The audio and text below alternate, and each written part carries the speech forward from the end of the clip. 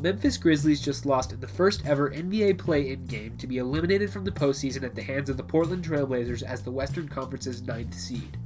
Jaren Jackson Jr. tearing his meniscus effectively ended their season, and although they won't be playing in the playoffs this year, they have a lot to look forward to behind franchise cornerstone Ja Morant.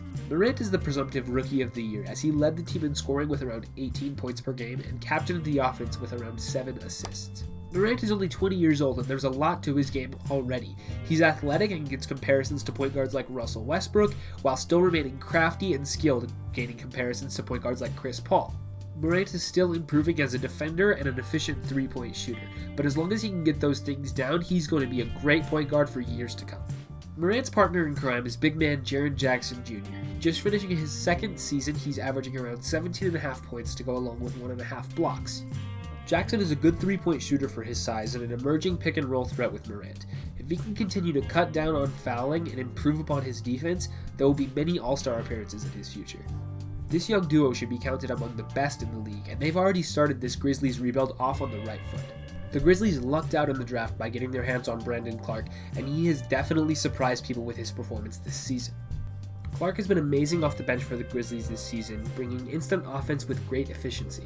He's a bit of an older rookie at 23 years old, but he's shown enough for the Grizzlies to want to keep him around for the long term. The Grizzlies also have some solid role players who are on pretty fair deals for their level of production. Dillon Brooks and Jonas Valanciunas are both averaging double-digit points for the team, and both are under contract for around $12 to $14 million per season for the next few years. They're nice players to have, but if a star became available, don't be surprised if either one of them was packaged in a deal.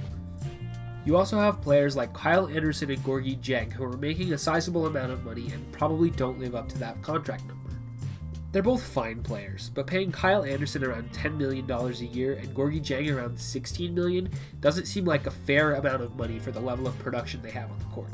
Gorgui Dieng is an expiring contract next year, and I wouldn't expect him to remain on the team past the trade deadline. I would also expect the team to explore trading Kyle Anderson. I'm not sure which team would want to take on that kind of salary, but maybe if they were able, they would get off that money in exchange for picks or a younger player.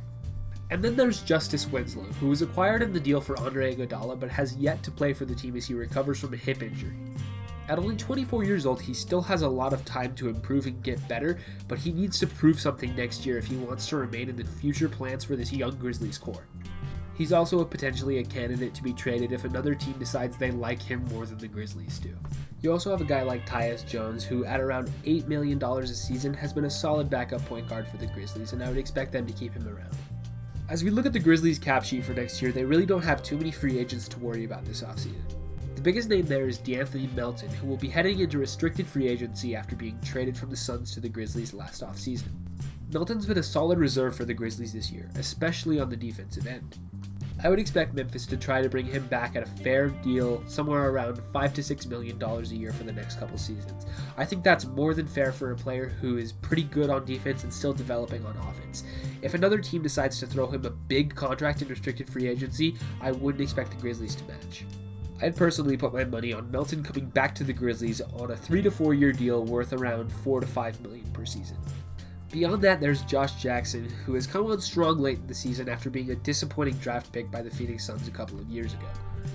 Has Jackson done enough to be in the Grizzlies' future plans?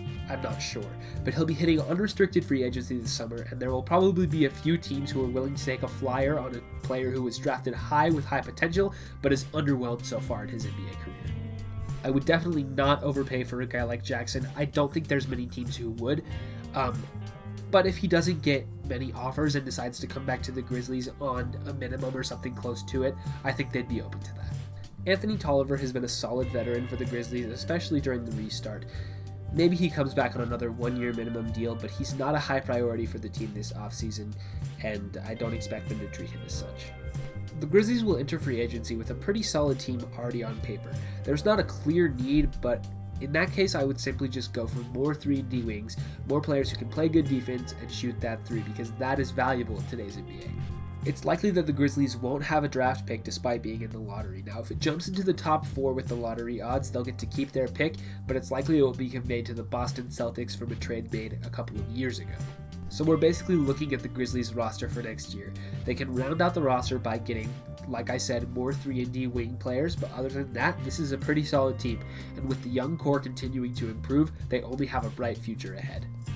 As a side note, I'm really excited to see what Jontay Porter does next year. He has not played yet in the NBA after going undrafted because of a lot of injuries, but he has a chance to prove himself next season while he's healthy.